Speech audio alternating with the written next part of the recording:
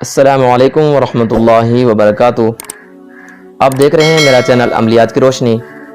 ایک مرتبہ پھر آپ کے سامنے حاضر ہوں ایک نئے وظیفے کے ساتھ، اور یہ وظیفہ قابل تعریف ہے،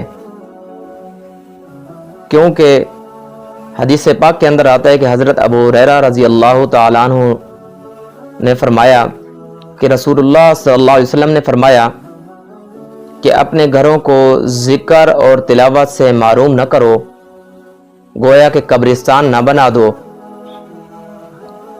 ذکر کرنے اور تلاوت کرنے والے گھر کے اندر شیطان داخل نہیں ہو سکتا۔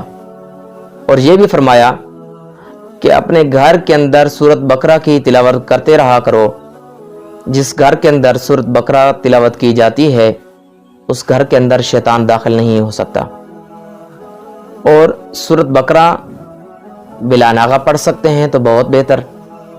اگر آپ سورۃ بقرہ بلا ناغہ روزانہ کے معمول سے نہیں پڑھ سکتے، بالفرض کوئی مسئلہ پریشانی یا وقت کی قلت یا کوئی ایسا مسئلہ ہے، تو سورۃ بقرہ کی آخری آیات آمن الرسول بما انزل الیہ من ربہ والمؤمنون کل آمن باللہ وملائکتہ وکتبہ ورسلہ لا نفرق بین احد من رسلہ، یہ آخر تک چند ایک آیات ہیں۔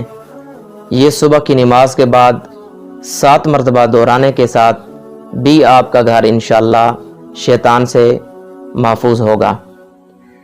عمل مختصر ہے، ہر قسم کی کاوش انسان کرتا ہے کہ میرا گھر تحفظ والا ہو، میرے بچے اور میرا جان مال وقت عزت آبرو یہ تحفظ کے اندر ہو، اس کی حفاظت ہو۔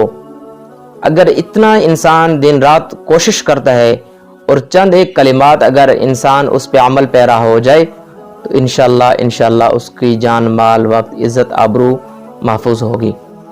اس پہ عمل کریں، دوسروں کے ساتھ شیئر بھی کیا کریں۔ کوئی بھی بات اگر آپ پوچھنا چاہتے ہیں تو سکرین پہ میرا واٹس ایپ نمبر چل رہا ہے، اس پہ میرے ساتھ رابطہ کر سکتے ہیں۔ انشاءاللہ آپ کی مکمل رہنمائی کی جائے گی۔ زندگی باقی تو ملاقات باقی۔ والسلام۔